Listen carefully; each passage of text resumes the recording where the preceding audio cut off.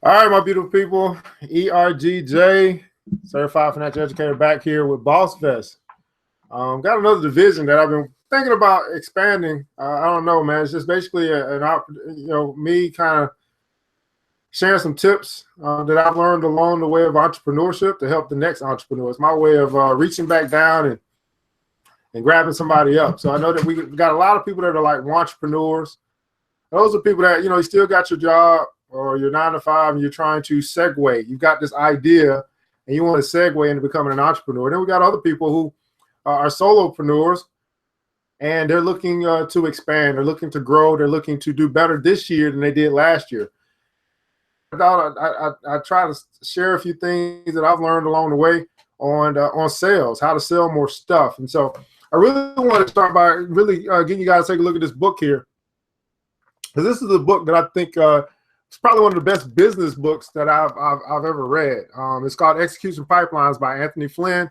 It's a step-by-step guide on how to actually turn your business idea from a dream to reality. We actually may go through this book once I get into the entrepreneurship, book club or something like that. But, it's by Anthony Flynn. You can get it at www.ergj.net. Take a look at it if it's something that you might be interested in. So I'm doing this lesson a little bit early, but I just kind of wanted to get it out of the way because I got another appointment at 8 o'clock where we're going to be doing our investment session. So I wanted to go ahead and knock this out since I told you I'd do this today. So I've written down a couple things, and of course, you guys can ask me questions along the way, or you may want to share what it is that you're doing because there'll be some things that'll be specific to what you're doing, what you're trying to sell, and what you're trying to get people to buy than what I do. I'll just go ahead and kind of share some things that'll work for me. Hopefully you can take some nuggets. You might want to take some notes, and hopefully it'll work for you. I can tell you this. Most people that I've worked with, when it comes from the sales side, have increased their sales. As a matter of fact, most people that I talk to when we work together, I help them sell more stuff. So I'm not an expert. I've just been in sales for a long time, and I kind of do things differently, right? I always think about what other people want. That's number one. I think about what other people want and how they want it. Why am I saying that? Because sales tactics, sales principles remain the same, but sales strategies, they evolve. Let me repeat that again. You might want to write that down. Sales principles, they remain the same, but sales strategies, they evolve. And what I see is some companies and some people, they don't evolve with the time. So they're still trying to practice old sales strategies that have worked, back 20 years ago. They're still trying to do those now. Well, here's the problem with that, is that your customer is smarter. Your customer has more options and there's more competition. So if you and your competition are using the same sales strategies or the same sales tactics to try and gather customer or increase your market share, where you're going to have a problem there, especially if your competitors' products are superior to yours. Now, why am I saying that? Because as an entrepreneur, your products and your services may not be as superior, but they may be more valuable. Let me repeat that again. Your products and services may not be as superior, but they may be more valuable. And so in starting with the sales process, you have to determine value. Let me say that again. You have to determine value. Let me give you an example. I've got a competitor. I've got someone that I'm not gonna say he's a competitor. He's a peer of mine that does some of the same stuff that I do, but he's having a hard time. He's having a hard time monetizing what he does, and here's the reason why. Because he doesn't feel like what he's offering that people will pay for. That's a mind thing, right? He doesn't feel like what he's offering people are willing to pay for. So, for example, there was a course or a class we was going to offer, and I was like, hey, let me just help you out with it, because he was basically going to provide the information without any instruction. In other words, I'm gonna give you this piece of paper. I want you to read it, and you pay me $10 for it, right? Well, here's the problem with that. Most people don't read. Right? You know what I'm saying? If I gave you my whole course, that's why I don't do courses right like that, because I know most people don't read. And most people, what happens is they get too busy to finish the course. So they may buy it and it may be valuable, But if they never go through it, then guess what? I don't get another referral, and I also don't get any feedback from my course because they never finish it. So instead of me giving you, the steps, right? What I do is I put a class together and I teach you the steps. Now, what's more powerful? You reading, you learning how to ride the bike on your own, or having someone to teach you how to ride the bike. Riding the bike alone, learning how to ride the bike alone, or someone teaching you how to ride the bike. See, there's this human element that comes into education, right? That we still have a desire for, right? Because it's human nature to want to have someone to help you along the way. Well, providing information, just think about this, right? How many of you guys play video games? Huh? How many of you guys play video games? Madden, whatever, Contra, Mario Brothers? Now ask yourself this. Out of all the video games that you played, how many of the instruction manuals have you read on how to play the game? Right? We don't read the instructions. We go straight to playing the game. Right? But then if you have someone that's played the game before and they're good at Madden, you're going to be asking them what plays should you run, right? You're not going to be trying to figure that out. You're going to be trying to figure out what other people are doing well, and you're going to start doing that. So I'm saying that to say that instead of putting information in front of people, right? Because at the end of the day, if they really wanted the information, they can find it. Think about it. If I wanted to learn how to bake a cake, and I don't want to bake, I just don't want to do it.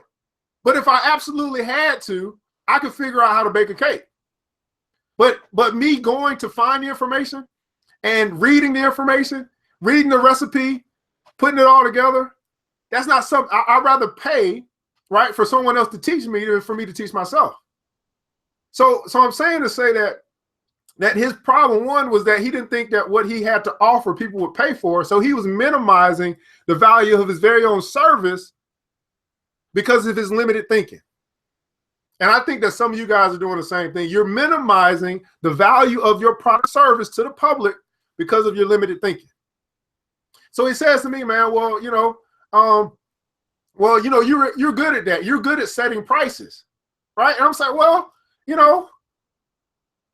I guess I'm good at setting prices, but the reality is I'm not good at setting prices. What I'm good at is setting value.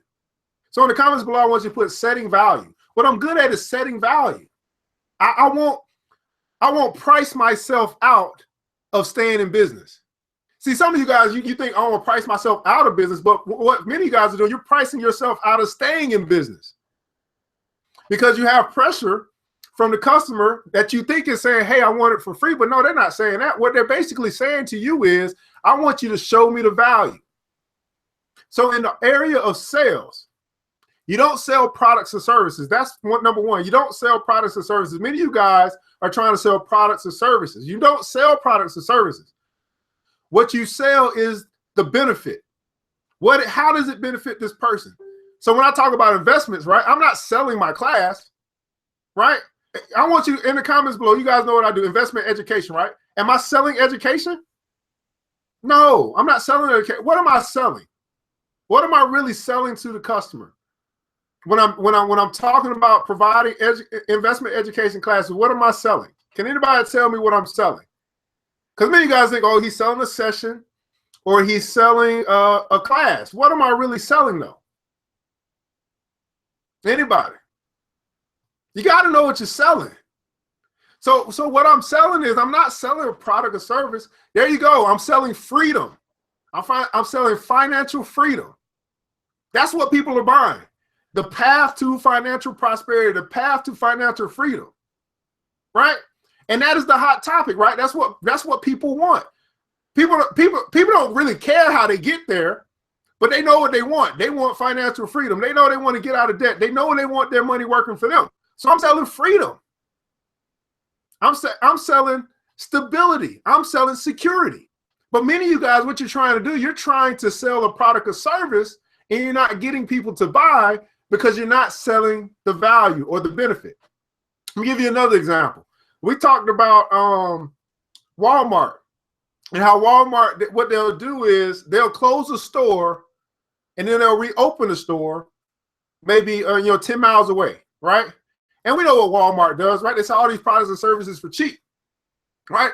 But when they're selling to the customer, I want you to think about what business is Walmart really in. right? Many of you guys will probably say they're into the consumer goods business, right? They're a retailer, right? But when you really think about it, what is their real business? What is their real business model? Walmart, along with a lot of other retail stores, it's not about retail. It's about real estate. Location, location, location. This is what I learned when I worked at Quick Trip. They would close the store across the street, open the store across the street, close that one down, move it to the other side of the street, because it's all about location. In other words, they were selling convenience. You see what I'm saying? They weren't selling gasoline.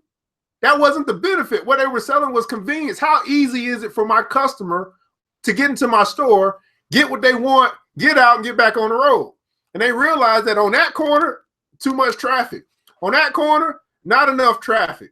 And then on that corner was the sweet spot. You got to know what you're selling. And if you're just selling your product or service, it's going to be very difficult for you to win. You're going to find a needle in a haystack instead of finding many, you're going to find few. Now, along with that, so as you think about what's the value that you bring, so whatever product or service, whatever you do, in the comments below, I want you to put what's the benefit? What is the value that you're bringing to the general public? What is the value of your product or service? What are you really selling?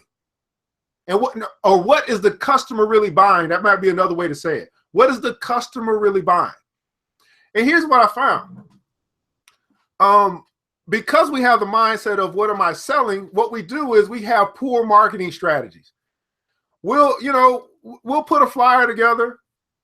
We'll put out some information, and we just hope that people will find the information and come to us. And you got to elevate your strategy for marketing, right? Number one, you got to create content. Number two, you got to get your content in front of enough eyes. Enough people have to see your content and understand the benefit that you bring into their life for them to want to buy from you.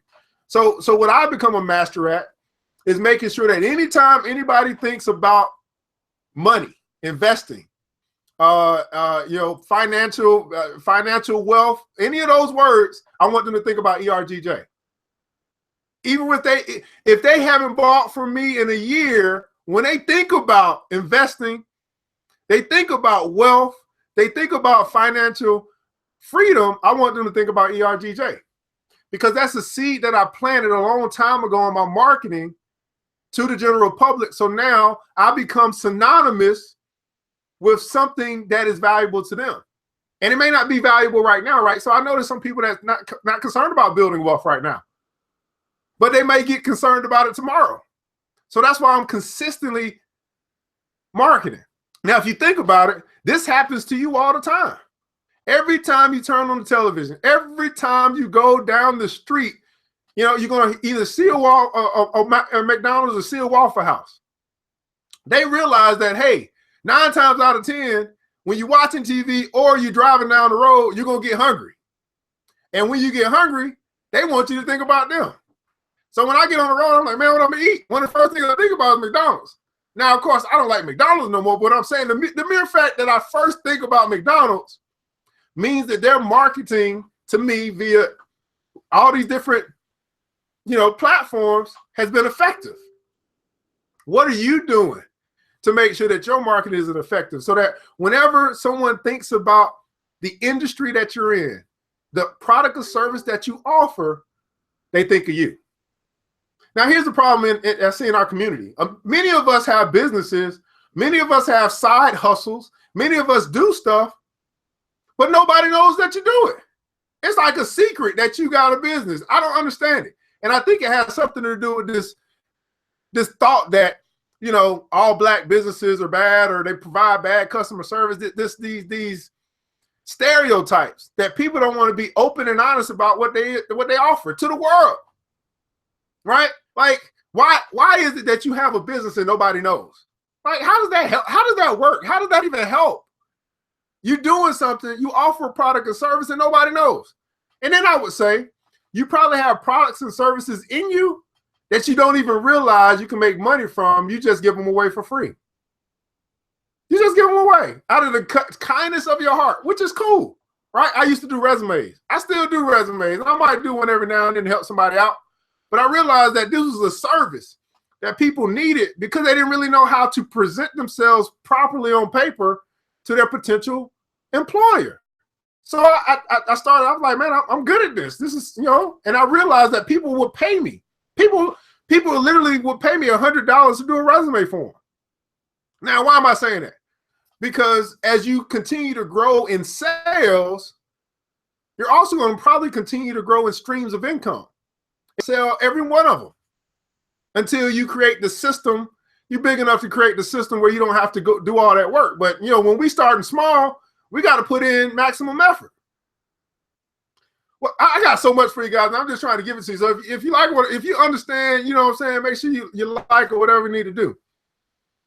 So as you're building your streams of income, and you understand that I'm a solopreneur, I've got to manage my time. I would also say that some of you guys are just lazy. You're just flat out lazy.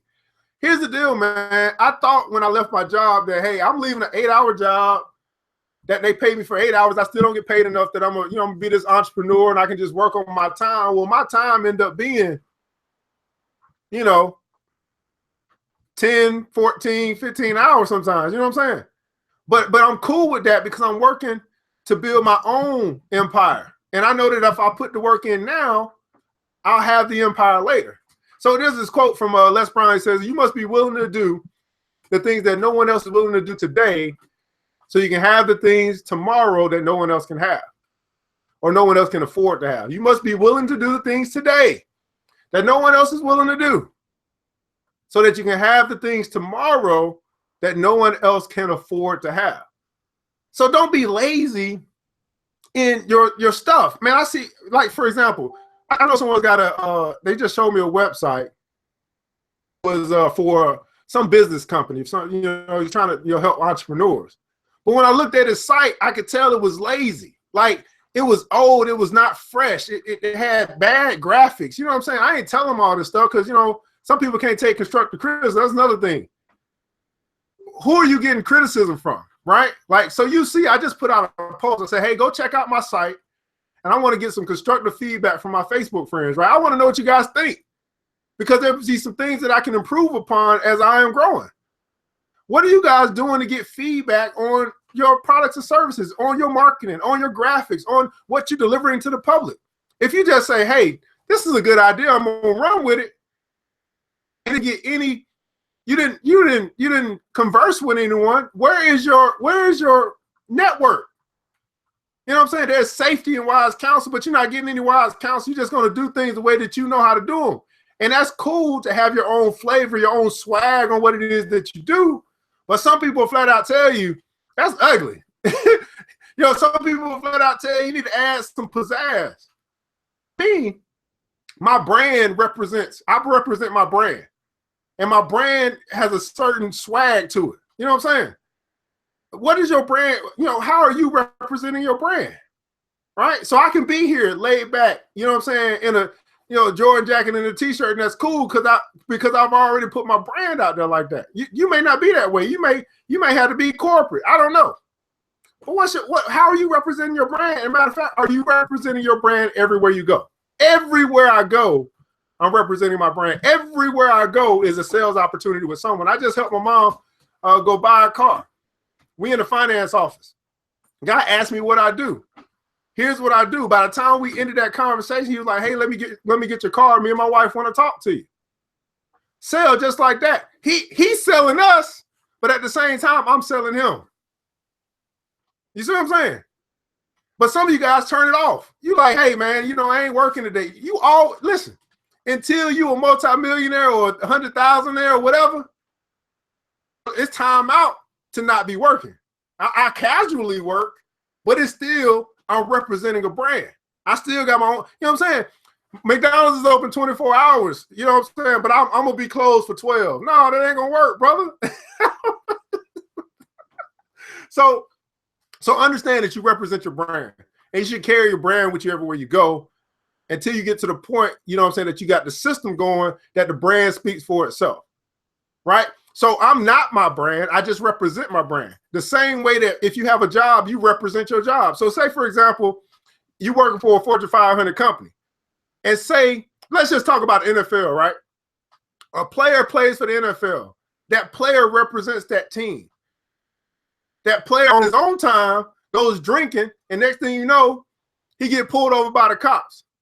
Cops do whatever. Next thing you know, this player fired from his job because it brings bad light to the brand, right? He personally did something, but he's a representation of that brand everywhere he goes. So now he's messed up a multi-million-dollar deal because he didn't understand that he represents a brand. He thought his brand was himself, but no, you under contract, brother. You represent us. You feel me? So you represent your brand. What are you saying about your brand? What does your work ethic say about your brand? See, everybody that watches me will tell you they never seen nobody hustle like me. I get kudos. I get points just for hustling. I get customers just for hustling. Because I ain't never seen nobody that is straight hustling from the time I wake up to the time I go to bed. I am hustling, right? But you ain't got no hustle in you. You think you're gonna put a flyer together, put it out on the internet, and you know what I'm saying? You act like we in the days of yellow pages. People gonna flip through all these yellow pages to find your stuff. No, you got to put your stuff in front of people, and you got to be intentional about it. That's why I'm telling many of you guys right now, I'm telling you, it's time out for digital marketing. It's cool. You need to do that as a part of your brand, but live is where it's at. Why? Because when I go live like this, I shoot up to the top of your news feed. You know that I'm on if you want to come watch and you want to come here, you want to join in those conversations. If I put a post up that say, hey, here's what's going on, it may or may not find you. That's what I'm trying to tell you. So that's why you're seeing more people go live now. Are you following the trend? Are you stuck in yesterday's sales strategies? Again, the principles remain the same, but the strategies, they evolve. And my question to you tonight, are you evolving with those strategies? See what I'm saying? I pay attention to this stuff. Like, oh man, that's what they doing. This is what McDonald's doing. This is what CNN is doing. This is what Fox is doing. I'm not watching TV for entertainment. I'm watching TV to find some strategies. You feel me? So I'm trying to say, you pay attention, it pays. What are they doing? They spending billions of dollars to get you and I to come into their stores. They done figure something out. So this year, when I'm watching the Super Bowl, I'm watching to see their strategies. What are they putting out there? You know what I'm saying? Where are they going? Where's the advertising going? Okay, well, what can I do in my little space? You know, my little humble abode. I ain't got millions of dollars, but guess what? You can start from where you are. I remember when I did my first video, you know what I'm saying, on my phone. You know what I'm saying? I done upgraded since then. I got Monty here who's gonna help me upgrade even more. You know what I'm saying? He teaches a whole bunch of this technical stuff on how to share your screen and all this stuff. Matter of fact, Monty got a class on Thursday. Monetize your Periscope. You don't think I'm gonna be there? I'm not too prideful to think I know everything. So he gonna teach us. He gonna teach us on Thursday how to monetize your Periscope. This dude is giving this class away for free because he loves the village. He's literally doing this for free to share with the village how you can monetize your Periscopes. So I don't know about you guys, but I sent that thing out. People signed up, whatever. But that's why I'm gonna be on Thursday. I'm gonna be on his thing trying to learn this technical stuff. Because this is where it's going. We in the age of technology. Are you using technology to hey Monty, if you still here, if you can you put your link to the thing we got going on, you got going on Thursday, how to monetize your Periscopes. If you still here, if not, then I'll find it. I got to go through a lot of stuff, but if he's still here, he'll put it in the comments below. So I'm saying, okay, Periscope live, Instagram live, Facebook live, YouTube live, Twitch TV live. I got people on YouTube making hundreds of thousands of dollars. You know what I'm saying? And they live. I need to be live too. You feel me? So I don't know what it is that you whatever it is that you're doing, whatever product, whatever service that you offer. You know what I'm saying? You need to start thinking about, man, where is the trends going? And who are the people that's making the money? How are they making it? They're not making it putting up digital flyers. That's not how they're making it. It's still effective. It still has its place. But where the industry is going, where the sales industry is going, it's going live. We've seen the evolution of television, right? You know what I'm saying? You went from shows that were pre-recorded, then you start having syndicate shows, then you start having episodes, and then you start having live TV or delayed TV. Then you got reality TV, which is still scripted. Now we almost at the point where it's straight up live. All you gotta do is watch Trump. It's live. So again, I want you, you know what I'm saying, for one, stop being lazy, right? Get your content together and start putting it out each and every day. I got a friend of mine who is a comedian. He does these great skits, and he does them like maybe once every 2 weeks. So I reached out to him. I said, you know what, brother? I've been paying attention to you, man. You got some good stuff, but we need to see more of it. So here's what I said to him, and I think this is gonna bless some of you guys. And I said, hey, I'm gonna challenge you to do a video a day. And he was like, man, you know, man, that's a lot of work. I said, well, listen, think about how Tyler Perry got his start. You know what I'm saying? He was up in the barber shops. You know, he had plays. He would go to the barber shops each and every day, hand his stuff out. This is before he got his money. I'm from Atlanta, so I know. I used to go to his plays when they were free. He would let us come to his plays for free to get us in the door, so we could be exposed to his talents, right? Now I said, think about the Hudson brothers. What did they do? Country Wayne. And how he blowing up. Think about Spoken Reasons. They was putting out content consistently at probably 3-4 a day. And then eventually they start building this following up and people start getting their comedy. So what is he selling? He's not selling his jokes. See what I'm saying? He's selling laughter. He's selling joy. People in this day and age, they want to laugh. They want to be happy. You got something that made people happy. How do you think Kevin Hart got to where he got? Putting out content consistently. He in a movie. He doing a comedy show. Every time you see him, he is relevant because he is consistently relevant. What are you going to do with your stuff so that you become relevant? What are you going to do so that other people know that you're serious about your very own business? You're serious about your product or your service that you're pushing out to the masses. You know it's so valuable that it's just a matter of time before everybody want to buy. You got to put your stuff out consistently. It's like, you know what I'm saying? Be like McDonald's. Every second commercial break, I'm gonna see a McDonald's commercial. That's how ferocious, that's how tenacious you gotta be in sales. Then the stuff will start selling itself. Because guess what? Every time I put a video up, every time I put anything up, it's a seed. And eventually that seed is gonna fall on good ground and bring back a harvest. Eventually. But I can't stop planting. I can't stop being a farmer just because I don't see the fruit bearing, right? I got to keep planting them seeds. Now I might change the seed, right? I might say, okay, well, this strategy didn't work. It ain't worked in a year. Okay, let's find some new seeds. I'm gonna start planting them seeds. You gotta be consistent. I mean, you gotta be consistent. It should be no reason why anybody that's watching this right now that you own a business or a product or service and I don't know about it. Not mine. That don't make no sense. Why I don't know what you do and you do something, but yet you know what I do and I'm doing something. Something ain't right. Something ain't right about that. You know what I mean? So I wanted to share a few things with you, man. And I know I'm not talking to everybody, but there's some people here that need to hear this tonight and hear it from somebody that care about you because I want to see you succeed. I want to be a part of your success because as you succeed, that brings more. And then you can actually lift somebody else up that's probably going to be dealing with the same stuff that you're dealing with right now. This is the reason why I do this. I know what it was like when I didn't have a customer. I know what it was like when I was trying to transition from being an employee to being self-employed. I know what it was like. I know what it felt like to wonder, man, where's my next dollar coming from? But as I continued to plant them seeds, they began to fall on good ground. I was consistent with my brand. I was consistent with my message, and I was consistent with results. There should be no reason that you got a business, product, or service right now, and I don't know about it. But yet, something ain't right. You need to upgrade your sales, man. Let me upgrade you. So here's the last thing, man. At the end of the day, what it comes down to is if you build it, they'll come. If you build it, they will come. You got to build it, right? You got the vision. You got the idea. You got to build it. You got to put some type of infrastructure into your building. Now, your building is your business, right? If you got a straw business, well, then guess what? As soon as the wind comes, think about the 3 little pigs. As soon as that wind comes, house fall down, right?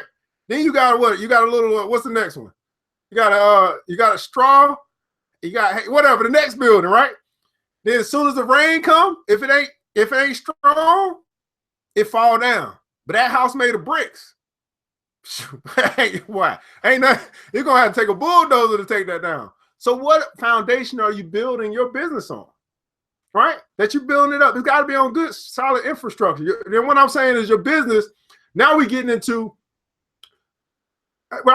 where you house it, right? We're talking about your website, whatever it is that you got. Wood, yeah, okay, Wood. Thanks so much, Elliot. Your website, that is part of your house. What does your website say about you and your business? Right? Now I know when you first get started, it's like, man, how do I get this website up to look the way that it's gonna look professionally? But I just put somebody on. She got a website down for $20.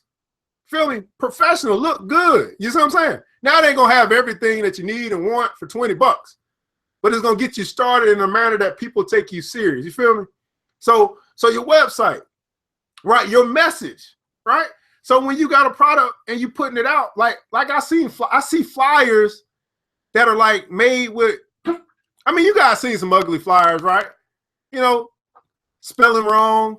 The colors don't match. They never took a branding class or anything like that, so they don't understand color schemes. We've seen some crazy stuff, right? And I'm not getting on you for trying, but what I'm saying is you got people that's connected to you who'll be honest enough with you to tell you, let's upgrade you. Feel me? So be the type of person that's open enough to receive constructive criticism so that you can take your business to the next level. If you're trying to do it all by yourself, you think you got the master plan and you don't need no help. Nobody became a multi-millionaire by themselves. So that's why I always ask for feedback. That's why I'm going to this class. Because I know that I need to know that. I need to know this Periscope thing. I was on Periscope and it was frustrating me. I was like, man, I'm having success everywhere else, but Periscope, it just wasn't working for me.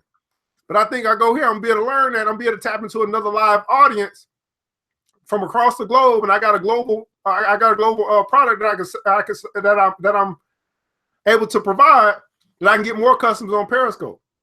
I just started doing live videos on Instagram. Got customers buying my class from Instagram. People I don't even know. So I'm telling you from what experience. You know what I'm saying? I'm not telling you I'm not on here just to talk. I'm telling you from experience. Like I'm starting to see stuff that works and what doesn't work. So each one of you got your own personal, your own product or service. So everything that I'm saying is not going to necessarily apply to you, but the principles still apply. And so you may have to do things differently based on what it is that you are selling. But I'm just saying at the end of the day, you got to be consistent with it. You know what I'm saying? It's got to be a clear message that defines your brand. You know what I mean? And you got to stop being lazy. You know what I'm saying? But I'm telling you, after you get through the first couple of years and you've been putting in the work, man, then it gets to a place where it's automatic. It's on autopilot. I get invited to places, you know what I'm saying, to come speak. You know what I mean? You get so many more opportunities they open up to you because you've established a reputation. And your reputation, believe it or not, it does precede you. Your reputation talks before you even walk in the door. So anyway, man, this is ERGJ, man. This is something I've been it's something in my heart to do. It a stream of business around it. It is a place on my website that I've always thought about building out. It's called BossVest. And that may be something I'll do this year, maybe later in the year, but I'll still provide tips that have worked for me to be able to help you. If you're an entrepreneur, you're trying to figure this thing out. You know, we got people in the village that can help you, but you got to reach out for help. You know, if you're struggling, you know what I mean? Don't be prideful if you're struggling. I'm just trying to grow with everybody, man. That's what it is. We trying to grow together. It's a village thing. So anyway, I gotta get ready for this 8 o'clock, man. We're gonna be talking about this investment session. We're talking about Facebook and all that. It's the registration already closed, but you can sign up for Thursday. We're doing Sprint. Next Tuesday, we're doing marijuana, and then the following Saturday, we're doing our stock market 101 class. So anyway, hopefully this information helped you guys on how you can actually sell more stuff, man. Put your stuff out there. Don't be afraid to let people know what you do. And I'm telling you, if you do good stuff and you're consistent with it, you don't stop, you don't quit, you're going to start to find customers. You're going to start to find them in the most. I got somebody from China that inboxed me today, Ho Tan or something. I'm like, Ho Han. He asked me about stuff. Hey, brother, you got some money? Let's talk. I hope he speaks English, because we're going to have a translator or something about to get that money, though. I'm going to tell you that. So anyway, man, but I'll find that thing for you, Anthony, for Monty's class on Thursday. That's what we're going to be on Thursday. We're going to be learning how to manage our Periscopes. And I'm going to be connecting with him and sharing some of his stuff, because I don't have that stuff out, but I want to make sure that it's available for you guys to be able to take advantage of. And this all he does a lot in technology. So that's going to be a very, very big benefit to you guys as well. Yeah, Google Translate. So anyway, man, whoever's going to be joining us at 8 o'clock at this investment session, I'll see you guys there. For everybody else, man, hopefully this helped you guys out. You know, I'll be back quite often, so look forward to a few of my posts coming forward, man. You guys have a good night. Let's build. It takes a village, but it starts with us.